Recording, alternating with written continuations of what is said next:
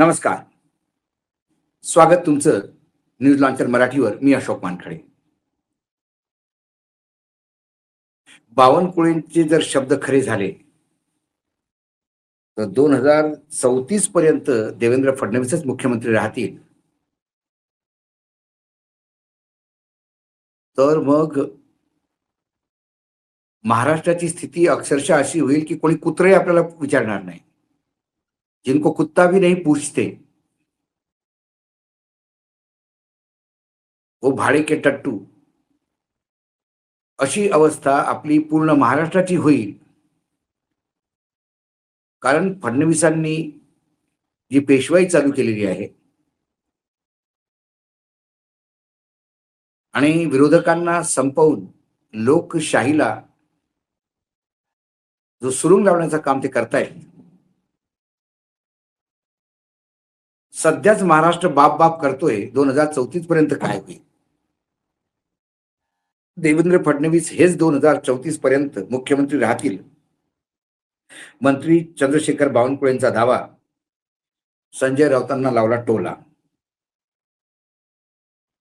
खरं म्हणजे ज्येष्ठ मंत्री म्हणून जर देवेंद्र फडणवीस केंद्रात गेले तर चंद्रशेखर बावनकुळे हे मुख्यमंत्री होऊ शकतील असं मला 100% वाटत असल्याचं वक्तव्य शिवसेना ठाकरे गटाचे खासदार संजय राऊत यांनी केलं आहे.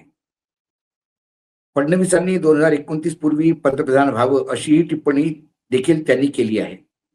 त्यांच्या या वक्तव्यावर चंद्रशेखर बावनकुळे यांनी प्रतिक्रिया दिली आहे. महाराष्ट्रात 2034 पर्यंत देवेंद्र फडणवीस हेच मुख्यमंत्री राहतील, हा मोठा दावा बावनकुळेंनी केला. शिवसेना ठाकरे गट के खासदार संजय राऊत यांनी राज्यातील मुख्यमंत्री पदाबाबत केलेल्या विधानावर भाजपाचे नेते बावनकुळे यांनी प्रत्युत्तर दिले. 34 पर्यंत देवेंद्र फडणवीस म्हणजे आपल्या उरावर बसून राहतील असं त्यांनी सांगितलं. म्हणजे ते नाही म्हणाले, मी म्हणतो. राज्यामध्ये आमचे अष्टपैलू कर्तृत्वाचे नेते देवेंद्र फडणवीस हेच मुख्यमंत्री आहेत. राज्याला देवेंद्र फडणवीस हेच मुख्यमंत्री म्हणून लाभावे ही महाराष्ट्राच्या 14 कोटी जनतेची भावना आहे. बावनकुळेंनी आता 14 कोटी लोकांचा सर्वे करून सांगितलं. बावनकुळे यांच्या या विधानामुळे राजकीय वर्तुळात आता नवीन चर्चेला उधाण आले असून महायुतीमधील आगामी समीकरणाबद्दल विरोधकांकडून काय प्रतिक्रिया येते हे पाहणे महत्वाचे ठरेल.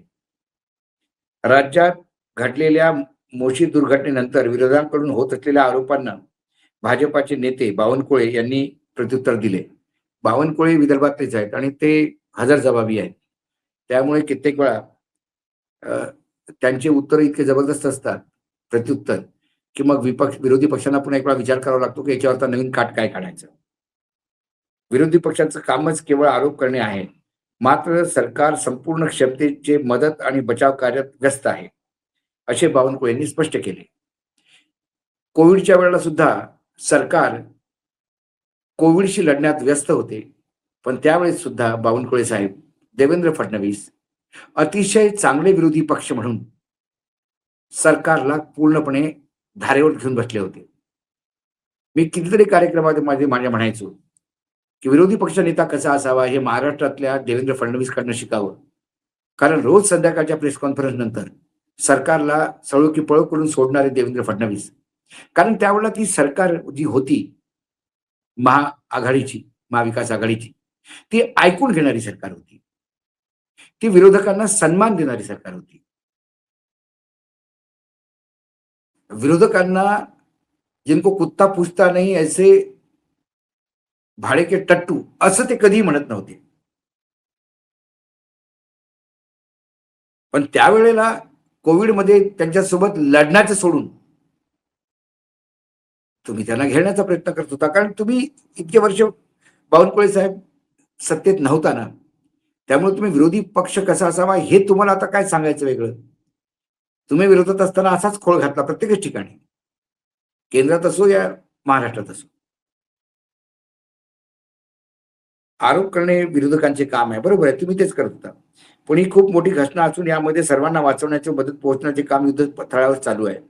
महाराष्ट्र सरकार, जिल्हाधिकारी, आमची पूर्ण टीम, आपत्ती व्यवस्थापन टीम आणि महानगरपालिकेची यंत्रणा अशी सर्वच यंत्रणा घटनास्थळी पूर्णपणे सक्रिय आहे आणि मदत कार्य करत आहे. विरोधकांनी काही दावे केले असले तरी सरकार आणि संबंधित सर्व प्रशासकीय यंत्रणा लोकांना वाचवण्यासाठी आणि त्यांना तात्काळ मदत देण्यासाठी कटिबद्ध असून संपूर्ण कार्यरत आहे, असा ठाम विश्वास बावनकुळे यांनी व्यक्त केला. बरोबर आहे. ते बावनकुळे हा व्यक्त करतील याच्यात काही दोमत नाही. पण आता सर्वात महत्वाची गोष्ट की दिल्लीमध्ये नरेंद्र आणि मुंबईत देवेंद्र, नरेंद्र नंतर देवेंद्र हा जेव्हा नारा लावून घेण्यात आला आणि कुठेतरी मला एक व्यक्तिगत बोलताना नागपूरमध्ये एका बीजेपीच्या नेत्यांनी सांगितलं, म्हणजे तो गडकरी पासून फार दूर आहे, यांच्याच त्यांचाच कृपापात्र नेता आहे.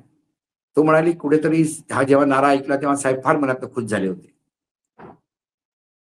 आणि त्यांना एक आशा होती की आपण नरेंद्र नंतर देवेंद्रचाच नंबर लागू शकतो का.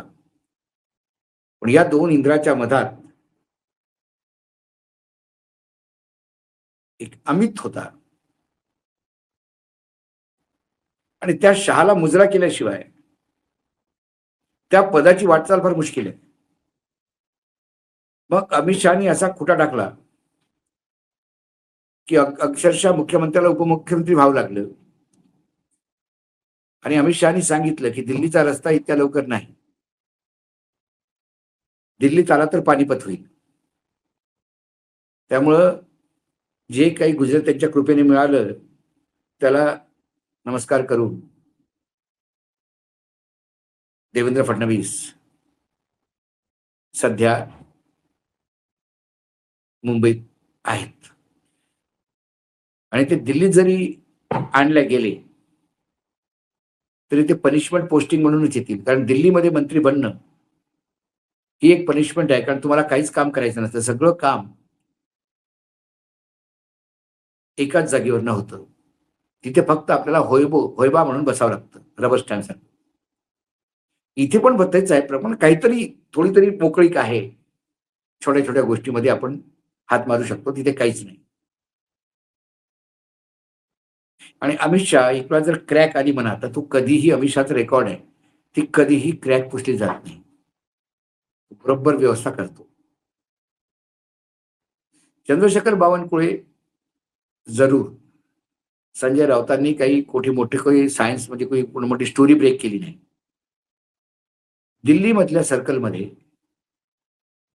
चंद्रशेखर बावनकुळेचं गुडविल बरेच वाढलेलं आहे, हे त्याच्याबद्दल काहीच वाद नाही.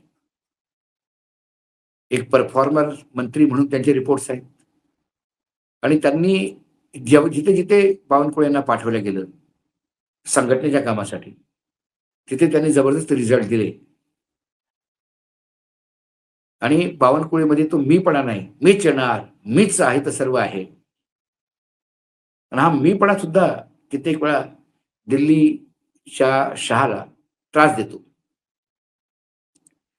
मला आठवतं चंद्रकांत दादा जेव्हा अध्यक्ष झाले पार्टीचे, देवेंद्र फडणवीस मुख्यमंत्री होते, तेव्हा कोल्हापूरला पहिल्यांदा अध्यक्ष झाल्यानंतर गेले तर तिथे एक प्रश्न त्यांना विचारण्यात आला होता, गगा दादा तुम्हाला अध्यक्ष बनवलं, उद्या मुख्यमंत्री बनणार का.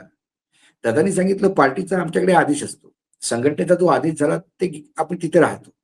आज अध्यक्ष आहे, इथे अध्यक्ष, उद्या मुख्यमंत्री मंत्री, उद्या त्यांनी म्हटलं घरी बस तर घरी बसावं लागेल, किंवा संघटनेचं काम सांगितलं तर ते करू. आमच्याकडे असं आम्ही प्लॅन करत नाही, आमच्यासाठी संघटना प्लॅन करते. त्यांचा हे वक्तव्य आल्या तुरंत साहेबांची रिॲक्शन आली, दादा अध्यक्षच राहतील, मुख्यमंत्री मीच राहील. तेव्हा मीच येणार, मीच येणार. आले 2.5 वर्षानंतर आले, 2.5 वर्षाचा गॅप झाला. बिचारे त्या निवडणुकीनंतर आयसीयू मध्ये गेले. तिथं ठीक होऊन आले तर लंगडत आले उपमुख्यमंत्री म्हणून. मग तो पायवाय ठीक झाला तर नंतर मुख्यमंत्री झाले. त्यामुळे जे दिल्लीच्या वर्तुळात संघामध्ये असो या संघटनेमध्ये असतो, थोडे बहुत फिरतात, त्यांना एक गोष्ट कळते की महाराष्ट्रातल्या एका नेत्याचं फार वजन इतक्यात वाढलं आणि ते म्हणजे बावनकुळे आहे. पण बावनकुळेंना सुद्धा माहित आहे. नरेंद्र नंतर देवेंद्र म्हटलं तर आपला जितेंद्र नको व्हायला, मुंबईतच राहा, खाली बसा, रिटायर्ड. मी जितेंद्र ऍक्टरच्या बद्दल बोलतोय. आता ते रिटायर्ड आहेत म्हणून बोलतोय, तसे ते फार चांगले ऍक्टर होते. आव्हाड वाव्हाड बद्दल बोलत नाही. त्यामुळे त्यांनी पहिलंच कॉशियस घेतलं. नरेंद्र नंतर देवेंद्रची स्थिती त्यांनी पाहिली. त्यामुळे बावनकुळेचं नाव चाललं चाललं त्यांनी सांगितलं, नाही बाबा 34 पर्यंत हेच आहे.